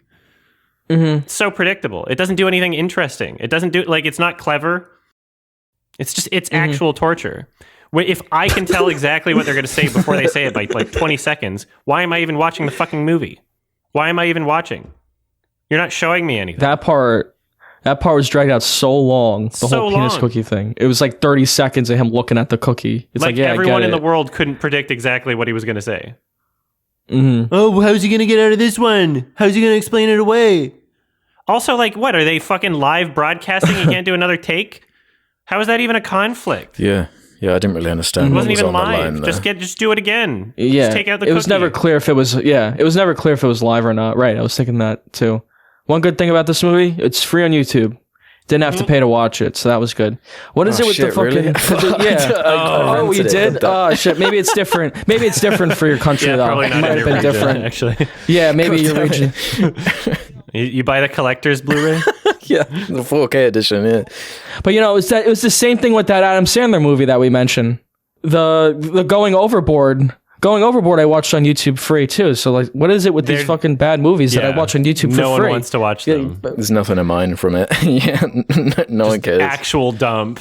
We need some better movies on YouTube for free with ads. I mean, come on. There's probably some good stuff, and maybe we could make something free with ads that's actually good. Apparently, people fucking love this one, right? So. Apparently, like all the comments on this YouTube upload, like amazing cast, criminally underrated, Robin Williams. It's like, come on, Criminally underrated. it's not Dead Poets Society. I mean, come on. There was a part where I think it was Robin Williams' character and the little person's house, and they just make pasta, and it was like the worst looking pasta I've ever seen on film. Oh yeah. I don't know if you have any input, Ralph, but that was Disgusting. Yeah. Yeah. Yeah, it looked like blood they were pouring on it. I think my brain kind of blocked it out because I don't remember it too much. repressed. But yeah, my brain repressed it. Yeah. I was like, that's that is the worst looking pasta I've ever seen. It's always bad when you see like really bad looking food in a movie and the characters don't acknowledge it, as if it's just like they put no thought or effort into it. It's like, oh, I guess the actors actually just made the food on set and they didn't have somebody for that. Okay. Yeah, that's exactly how I guess they just boiled noodles and put some fucking ketchup on it. Like, I don't know what the hell. I made you some toast. Yeah. If you're looking for a Robin Williams movie, there are many other choices. I'd say even just watch Jumanji. That's a better movie than this. It's not even a great movie. Yeah, much better.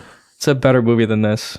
We got to shout out the just with the balancing the tone thing. When Robin Williams, like, in the street, like, pours gasoline over himself and is about to set himself on fire, and people are just kind of like watching, not really caring that much. They're just kind of like watching. No one's like saying anything, and then they have the goal to bring out the little girl and have her blow out the match to have this. They have a little girl run at him with gasoline. The crowd would go, "No, get away from him!" They would pull her away. I cringed so hard. I cringed so Why would they let the little girl go up to this guy covered in gasoline in a match? It's so cute how he didn't Why would they kill let himself. her do that? That's all I was thinking. Yeah. If I was there, I'd be like, get the fuck away from it. She blows it out and acts as if it's like sentimental, like kind of fucking like, oh, yeah, that's what's weird though. Like 20 minutes tone. before they're like joking about like Nazis and it's so tonally off, right? Because it's just it's so disturbing. It's like such a disturbing. Because at a certain point in the movie, when your movie's that bad, I'm like, actually just have your characters all kill themselves. We can end the movie sooner, do something interesting. And then preferable. And then the how fucking cheap is it not to just have, some random character save the day, but it's like, oh, it's a cute little girl. Oh, like fuck off. Yeah. I'm so sick of that shit. Show me something interesting. It's infuriating. It's legitimately infuriating. That was very corny. That part, I almost had a stroke. Yeah, I'm glad you mentioned that scene, Alex. Awful fucking scene. Maybe the worst scene. Yeah. There's so much bad in here that is, you can't even like keep track of it all. Yeah. That's why we have notes. That's why it's on YouTube. You can just scroll through it. It's on YouTube. They had Comic Sans in the credits. That was cool. Oh, yeah. Yeah. Well, that's the thing. It didn't feel like when it ended that I'd actually watched a movie. It didn't feel like what I just watched was real. But that's a $50 million investment that you just watched. Like, It's a lot of that's hilarious. It's a lifetime supply of hummus. Yeah. Well, yeah, that scene you just mentioned where he like almost lights himself on fire, and they filmed that in Times Square. Yeah, that probably cost money to film. Yeah, there were a lot of Times Square scenes actually. That's probably where a lot of the budget went. Exactly. Like you could have just filmed it on a street and saved like a couple $1 million. No, because it's a movie. It has to be in Times Square. Yeah, exactly. You could have even filmed it in New York City, but you could have filmed it in New York City just on a street. It didn't have to be Times Square. But yeah, they had to like indulge. Yes, for Death of Smoochy, for this story, it's so important. We need to film it at Times Square. Yeah, we need $50 million to tell it. Exactly. It's one of those things $20 where it's million more than District 9. you put something like that in your movie, and it's sort of you're like, oh, well, this must be a movie of the year because it's in Times Square. It's like its stamp of legitimacy, like having the Dwayne the Rock Johnson in it at this point. You know, like, oh, this is a movie of the year. Dwayne's in it. Got to go see DC Super Pets. Yeah.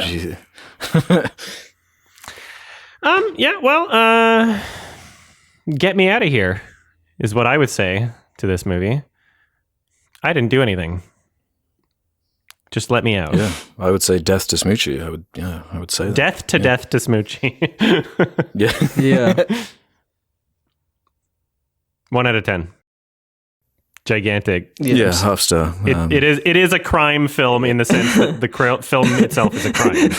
The film is a crime. Yeah, I'm looking through the credits now. Yeah, the Comic Sans. I gotta give it a half star. There's no excuse for this. There's no reason that it had to wind up like this bad. With all that silent attached. It's just such a strange product. It's either a star or a half star. I don't know. I don't want to jump right on. Maybe it's just 1 star for now. So it's one of those. Fuck it, half star. This movie broke me. I don't even know who even am I anymore. But it like changes your subconscious or something. It has done something to me. I feel kind of different. It's like a before and after point with this shit. I feel like we need a lower rating for like this and the Adam Sandler one. We need like a negative. I said they're classified as torture. I think that's a new genre. This is in the same genre as torture as Going Overboard. They're both torture. It goes films. 1 star, half star, and then your torture. Then it's just torture. All right. Yeah, that's just Smoochy. Yeah. Well, that was the worst movie I've ever recommended on the podcast. Death to my brain cells. Yeah. Thanks to all y'all on the fucking subreddit and shit being like, oh, you recommend this to Smoochy yet? Assholes. Thanks, Adam. You're welcome. This is what you get. You reap what you sow, man. I love bad discussions. I prefer more movies like this than good movies. Yeah. I love recommending a bad movie. All right. The discussions are always funny. Yeah. I guess it's question time. Yeah, let's head over to the suggestion thread on the Sardonicast subreddit and answer questions from the community, just like Successful Repeat 266 did. In the wake of the Velma backlash and general backlash against meta-humor, Whedon-speak, etc., do you think we're going to see a new trend of sincere, ironic humor within the next 5 or so years, or maybe another brand of popular humor entirely? I've not seen it described as Whedon-speak, but that kind of Marvel quippy, self-referential, dissolving tension with acknowledging like what's happening. It's behind me, isn't it? Type thing. This has been building for a while, man. The whole meta humor conversation. Like there was a time where it's kind of avant-garde. This is new. This is Rick and Morty fresh, but it's like the most. Velma's like just the latest example of it. The most tired, just lazy, approach at humor. That's really played out. Like I was saying with Death to Smoochy, there's certain things where people will throw something into a product as if it inherently makes it good or interesting or funny. And this meta self-referential thing is just the new one of those where it's like, okay, yeah, you referenced yourself. So what? You're not saying anything. Say something. It's interesting when you say something. And so when it comes to, I guess, the question is, will we see a trend of sincerity? I think that those things kind of cancel each other out almost. Like it's kind of oxymoronic because if you're going after something to follow a trend, you're typically doing it for money, right? Like you're typically the most sincere people don't follow trends. They do their own thing. So yeah. I feel like it's really taken off after Deadpool, that whole self-referential thing. Yeah. And Deadpool did it well because, that was the nature of the character. He was a self-referential character and they had passion for that story. Ryan Reynolds wanted to make a Deadpool movie and it worked. And it was like lightning in a bottle. And then, like Adam says, they just jump on trends and I don't know what happened. It's just that one specifically, just comedy really shifted that way. toward like this meta humor, and yeah, it's so played out. Like there's not really much you can do with it ultimately, and that's why it's kind of fizzled out, because it's just like there's not much depth to that kind of meta humor when every movie does it. It's like, yeah, we've seen it before, it's been done. I haven't seen anyone do it and have a new spin on it recently. Yeah, I feel like Everything Everywhere All at Once is like a good turn toward like that more genuine humor. It's making references, but it's clever. Like, I don't mind like reference humor. It's even got some shock humor in there. Yeah, and reference humor. It's more variety. Right. It's not just like one joke, right? It's like but it's in stuff. service of something slightly different. It's like the whole like the Ratatouille reference in that movie. Like there's like a payoff to that and a whole gag like designed all around it, you know? Whereas like I guess the difference is like when Deadpool or whatever says, this part of the script sucks, right? Let's move on, you know? It's like, well, yeah, it's still just kind of like sucks, you know? Yeah. It still sucks, yeah. So either embrace it and just do it, or fix it. It's one of those things, I prefer that. If you're the first to do it, you can get away with it. But it's like once we've been seeing it for nearly 10 years, like you got to whip out some new tricks, I'm afraid. I almost respect a movie more that's just willing to be bad, or you know, it's just like, we're gonna do this decision. We're not gonna make fun of it. This is the movie. This is where we're going. You know, Spider-Man doesn't have to make a reference to himself like, oh, isn't this silly, or isn't this over the top? I'm fighting a guy with octopus arms. It's just, it is what it is. If you like it, right? Yeah. Did I leave the microwave on? Yeah. If you like it, you like it. If you don't, then watch something else. I mean, there's not much. You know, we don't have to fucking make jokes about everything. I don't know. Yeah. It's probably why it's tired. such, like, speaking of, like, Top Gun Maverick and whatnot, like, maybe it's why audiences, like, flocked in such a way where, you know, like, the Marvel kind of, that style, you know, it's just been so fucking milked and done to death. Spider-Man making fun of how silly everything is, and, yeah, just something taking itself seriously and having stakes in a certain way, and... Yeah, the Whedon thing, like, it's funny because, man, late kind of 90s, like, Joss Whedon and his dialogue and style of writing was, like, as far as nerd culture was concerned, it was kind of like the cream of the crop. Like, that's what everyone wanted and loved, and I guess it bled into Marvel, and now it's just everything. Yeah. It seeped into everything. Like, have you seen... that game, Forspoken, came out recently. Yeah. I'm fighting a freaking dragon? Wow. Yeah. So let me get this straight. It's dialogue like that. It's like... Yeah. It's like a teenager wrote it, yeah. Mm-hmm. Yeah. Yeah, very, very tired. Yeah. Connor for Real has one for us.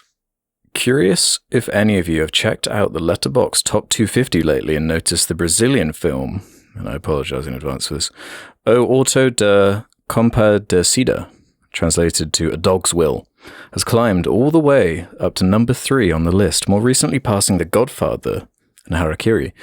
While I found some of it funny, I could tell some of the specific cultural references went over my head, and it's a pretty shabby-looking film technical-wise. The rise through the ranks seems to have been driven almost entirely through Brazilian letterbox users, and I'm curious if 1, any of you have seen the film, and 2, you've seen other films skyrocket in popularity like this thanks to a specific country outside of traditional Western film markets. Yeah. Well, that happens with India all the time, I think, now. Every those Indian Bollywood movie movies. They have such inflated ratings. That's what I was going to bring up. And, you know, that's not a genre I'm a huge fan of, or at least the ones I've seen. I won't say all of them. But yeah, they have like these ridiculously high ratings that are crazy. RRR has such high ratings, and all these people even know give it like 5 stars. I'm like, I wonder what they see in it that I don't. But yeah, I haven't seen it Dog's Well. A friend of mine gave it a 5 out of 10. No, it's on my watch list. 2000, right? Yeah. Yeah. Mm-hmm. Yeah. It's been on my watch list. I don't know when I put it on there, but yeah. It's number 3 now. That is very interesting. Yeah, it's something we have to just keep bringing up more and more, I guess. The longer these, these aggregate kind of data collection websites like IMDb's or Letterboxd's, people can just gain the algorithms, can abuse the rating systems, and at a certain point, unless it's like regulated in some way or looked over and managed, you're going to have just a bunch of weird stuff like crop up in these kinds of lists all the time. You know? Mm-hmm. Yeah. It needs to be kind of moderated. Yeah. I'm in favor for moderating it a bit. Yeah. Yeah. Excellent Gurr 2890 asks, what are your thoughts on musicians entering the field of film? Can their presence be a detractor from a film's narrative and a character's journey due to their presence? Obviously, it depends on the actor, but... Yeah, by musicians, do you mean just like celebrities though? Because yeah, I immediately think of specifically like Harry Styles in Dunkirk, you know, or in random thing. The new one, Don't Worry, Darling. Oh, Don't Worry, Darling. Yeah, he was bad in that. one. I mean, it's only really a detractor if you know them from their music, I guess. Like, I don't listen to Harry Styles. It's a detractor if they're bad in the movie. I wouldn't know that it's a person if you didn't tell me, you know? Yeah. Lady Gaga in A Star Is Born, I thought she was good. Performance. Yeah, I guess Jared Leto is in 30 Seconds to Mars. Mm-hmm. Yeah, it doesn't matter to me. Because you could be just as distracting being a famous actor from another movie. You know? Mm-hmm. Yeah, The Rock. Music isn't really a part of it. Yeah. Doesn't really matter. Yeah, I feel that way about like any recognizable face, even a politician in a movie or any kind of celebrity or well-known person. Yeah, you have like a what is it? Like a knowledge of them already, a history with them. So you're like, oh, it's that guy. But if they're a good enough actor, like seeing, eventually you forget Jon about Stewart it. in Death to Smoochy, right? Death to Smoochy, yes. Except I don't think he's like the greatest actor. So it's like, oh, I'm watching Jon Stewart with a weird haircut. I still love Jon Stewart, but yeah. I love him. I'm in love with him. Okay. Is that it for that question? That's the main one for that one. Yeah. Let's do this one from Cube Daisuki. Since general consensus on, I'm sorry, Adam, the Hobbit trilogy is that it should have been one movie, are there any series or movies or even TV series that you wished was cut down to a less number of movies or episodes? Love the podcast as always. I would be happy with The Matrix just being The Matrix. Nothing else. No sequels. Just leave it clean. Just one and done. I'd love that. Yeah, but not like cut down the story of the other two, make it one movie. Just like cut out the other two movies. Just get rid of the others. Yeah. Like, yeah. They don't exist. Never existed. Yeah. That's my ultimate timeline for the, those. Sure. I'd agree. Yeah, I mean, I find myself saying this often, I guess. What was Nicholas Winding Refn's show? Not his most recent one. It was like too old to die young or Too something. Old to Die Young. There's some great stuff long. in a couple of episodes, but then I can't watch it again because most of it is just so slow and boring. You cut down that a bit, you have an amazing show. Yeah, that fourth episode, Miles Teller like hunts down the like predator ring. That was amazing. That's such a great episode. But yeah, it takes fantastic stuff. It takes 3 episodes to get there, and there's like 3 episodes after it. Yeah, it's too slow. I'd agree with that. There's some good stuff in there. I was just rewatching it. Yeah, so a lot of things are too long. I feel that about a lot of. I say that about a lot of things. It's too long. I feel like so many things would be better shorter. Yeah. Babylon. Embracing restraint. Yeah. Babylon. Some movies need it. Everything All at Once needed the 2 hours. It's a very long story there. Not every movie needs it, though. I feel like you really need to justify going over 2 hours or going around there. Like a horror movie shouldn't really be over 2 hours unless it's like something really artful, like Possession or something. Like some shit like Megan that you see in the theater, like that should not be over 2 hours. That like Eternals. Oh man, I'd be fine with movies like Megan being 60 minutes. To be honest, yeah, be a short film. That's basically all they've got. Like that Eternals. Oh man, it was way too fucking long. That should have been under 2 hours. It was way too fucking. I think it was like 2.5. See, Eternals is one I reckon they should have done as a show. Like, sometimes it just the medium doesn't even make sense. That would have actually worked longer because it would have maybe they could have developed the characters more. I don't know. The characters sucked from the movie. Like 12 main characters or something. Maybe it could have been better in a show format. It's interesting those Marvel shows like the She-Hulk one, which by the way, like they do the self-referential humor too, and people are sick of that. There's a whole backlash, whatever. Like all their Marvel shows that Disney Plus released didn't perform as well as like a show like The Boys did on Amazon Prime. Like, if you look at the list of like highest streamed shows, The Boys beats all of those Disney Plus shows, which is all those Marvel Disney Plus shows. This whole whole list came out, didn't it? Which just shows, like people aren't really that interested in those anymore. They're not very good.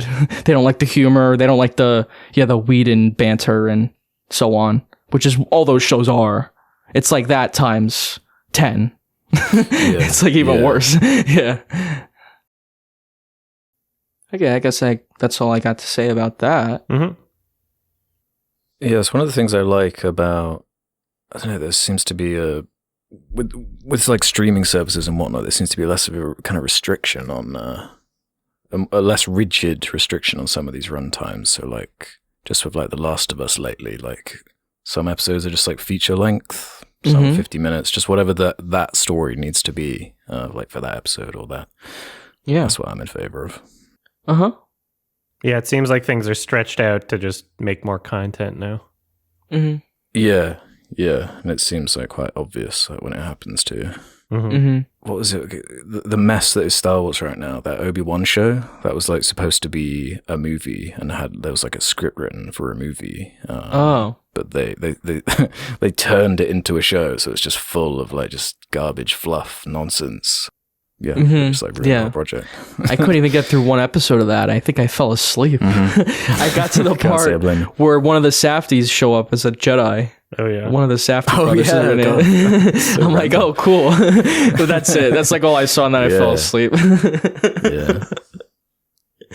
I just did not expect to see a Safdie in the Star Wars universe. No, on Disney Plus. Yeah. I'm expecting like Robert Pattinson to show up, like break him out of jail or something. Them to rob a bank. All right. Okay. Let's do this one from James Mazarizi. I don't know why, but this question specifically has been asked for like a long time. It's just a comparison. Since I find these two directors similar, who's a weaker director between Zack Snyder and Michael Bay? I don't know what it is about these two, but personally, I lean towards Snyder myself. I guess so, yeah. It's just kind of there's an underlying meanness I find to Michael Bay that, when Zack Snyder's floundering, it's a different kind of weakness to me. It's more in like characters and like writing, but yeah. I'm not sure. Yeah, they're both comparable, I guess. Yeah. In terms of what they do. They both take themselves relatively seriously, but care most a about lot of visuals. spectacle. Yeah, I don't know which one I prefer. Action heavy, visually focused, not like very plot. Or no, they are plot heavy. They're just not good plots. Yeah, I don't know. That's a tough one. I'd say they're about the same to me. So weird. Comparable, sure. I'll have to watch some older classic Michael Bay stuff. Like I saw The Rock like a long time ago, so I don't really have like a proper perspective on it. that's the one, right? I feel like I've seen enough from both of them to have like a good gauge. And I don't know. I think they both have their strengths and their weaknesses. I'll say that. Yeah. Okay. What do you say we end on this one? Sure. From a Never Lost 20. Has there ever been a time where product placement actually got you to consciously buy something? And if so, what was it from? Be it a show or movie or whatever. I mean, yeah, all the time. Probably, yeah. I would say, well, product placement, I don't know. I know that sometimes I'll get like an ad for something. I'll be like, I want that right now. I don't know. Like food. Sometimes. Yeah, Taco Bell. It doesn't happen often, but I know it's happened for sure. Just like food that I already eat or whatever. I'm like, oh yeah, I'll add that to my grocery list. Because I guess the point. I wonder if it's a more subconscious thing. Like, I don't think I literally see a thing on a movie and go get it, but it keeps it in your brain. Like maybe 2 days down the line, you get some Wendy's or something because you saw it in a movie. I don't know. Or like you get like a Diet Coke. I don't know, some shit like that. It could happen. Lego movie, man. That'd be my one. Yeah, the whole movie is product placement technically. Well, yeah, there's whole movies. Like, would you count it? I would say like every Disney movie is like product placement for some other subsidiary of Disney. You go, oh, Yeah. you can buy the video game now, or you can go to the park and ride the ride. So if you call that a product, then yeah, a lot of Disney movies like Winnie the Pooh. I saw Winnie the Pooh as a kid, and then I bought Winnie the Pooh merch and went on the ride at Disney. They made a lot of money off of me just from that one movie. So yeah, You funded their next movie. yeah, I funded the new Splash Mountain that's going to be refurbished Oh yeah. into Princess and the Frog. I funded that. Oh, that's going to be Princess and the Frog? Yeah, I think so. Okay, interesting. You know, they're getting rid of it now because the old movie. I figured they were going to get rid of Splash Mountain eventually because Yeah, it's got the song from Song of the South in it. yeah. It's really that connection to the movie that they have to get rid of it because it's like a fine ride. It's just that connection to the movie. Ride. Yeah, I mean it's been there since the park opened. It'll probably be the same ride. It's just Branding. it's gonna be Princess and the Frog. Yeah, exactly. The branding. They got to make you forget about that old movie because it's not seen favorably No. from everybody. No, pretty bad. Yeah, I'm not like, so most of the product placement that happens in movies is like shit beer or like junk food. It'll be like a soda or like candy. Soda. And I don't Or, like, really fast food chains. consume most of those things aney. Sometimes I have candy, but I don't know. It's not always the stuff that's on screen. So The Popeyes product placement in Supergirl, that was pretty egregious. I still remember that one. It was just like all those they're like young girls. They're like, yeah, let's go to Popeyes. Yeah, it's like the #1 hangout spot for girls in high school. I'm sure it made no sense. Yeah. It was so dumb. But it's just because they had to advertise Popeyes. It doesn't matter if it makes sense. yeah. Yeah, just make that up. Just embellish it a little bit. That was more silly than her having superpowers. I would like to experiment and create a film where I accept product placements from major companies like Pepsi or something. And instead of throwing them into the movie by having my characters drink them, I just have a director's note at the beginning of the film and I say, yo, Pepsi paid me some money to put this in my movie. This is technically a part of the runtime. Go buy yourself a Pepsi. I'm drinking Pepsi right now. Support this type of product placement so you don't get distracted during the movie. And now the movie's going to start. the actual, and I want to see if that has like positive or negative effects on, because that could be. They kind of did that in like sitcoms in the 90s, didn't they? Where they'd like stop the show for a second, then look at the camera and be like, yeah, my favorite cereal is this. I just don't want it to be in the middle of the narrative, though. Yeah. I don't want it to be a World War Z situation. That's a bad one. Yeah, that's a bad one. Yeah. Yeah, this is a lot. You just don't even notice. Like, when I first saw that movie, I didn't even notice, like, the Pepsi, whatever product placement. Because it's just, I see so much of it, probably. I'm just unfazed by it now. I'm like, oh, yeah, it's just a Coke can. Yeah. You don't even think about it. Seeping into your subconscious, yeah. I booked my trip to Las Vegas after watching Paul Blart Mall Cop 2. Yeah. That's my big one. Yeah. Just think about like every brand you see in a movie or every logo, they have to like get that approved by the company or somehow. So, if you see it, the company approved it. Like I always think about that. Like I was just watching the Bourne movie and it's just some shot where she's like running in the street and there's like a bank behind her. You see the logo of the bank. Like they probably had to, contact them and be like, yeah, we have your logo. Yeah, they probably cleared it. Even though you technically don't have to in every situation, it's customary. Not every situation, yeah. If they just do it. Yeah, if you're I'm sure for big movies, production, it'll just happen. Yeah, for like a huge movie like that, I'm sure they call or whatever. But I'm sure then they have to like look at the movie and maybe they're like, oh, we don't like this part or... I don't know if I like Pabst Blue Ribbon being associated with white trash, they'll say. Yeah. Well, there's that whole thing, isn't there, with like car companies specifically. They're like really antsy about how their cars are portrayed, especially if they're in like an action scene and there's a crash and this is the fastest they can only car. be dinged up this amount. Yeah. Oh yeah, well those James Bond movies are they're a ton of like Yeah. product placement for the cars he drives. He's always driving cool cars and yeah. Yeah, special watches and yeah, the whole business. If it gets destroyed, it's in a cool way. That James Bond, like it gets blown up by a helicopter or he crashes it into something cool. Yeah. It does like It'll never 100 be the flips. car's fault, yeah. Yeah, it's never the car's fault, yeah. I've never bought a car from an ad. I'm wondering what person sees an ad for a car and is like, I'm getting No, that I've car. never done that either. Yeah, I find that odd as well. Because like most of the ads before movies, like, car adverts, at least Yeah. over here. It's just car advert after car advert. But yeah, who's buying brand new cars like that? I guess people get them on finance. I don't know. Like rich people, I guess. Yeah. I wish I could afford an Aston Martin. Yeah, I don't know. I'm leasing my vehicle. Man, I'm leasing my Aston Martin. Mm-hmm. Leasing my Bugatti, yeah. Yeah. Can you even lease a Ferrari or one of the, I don't think you can. You just have to buy it. Probably. I don't, I'm sure there's a way. maybe. That'd be fun. Hey, I wouldn't know. Out of my price range. Yeah. All right. Well, they don't even a lot of the cars that they advertise before the movie are also just like I don't know, just regular family SUVs or whatever. Mm-hmm. Mm-hmm.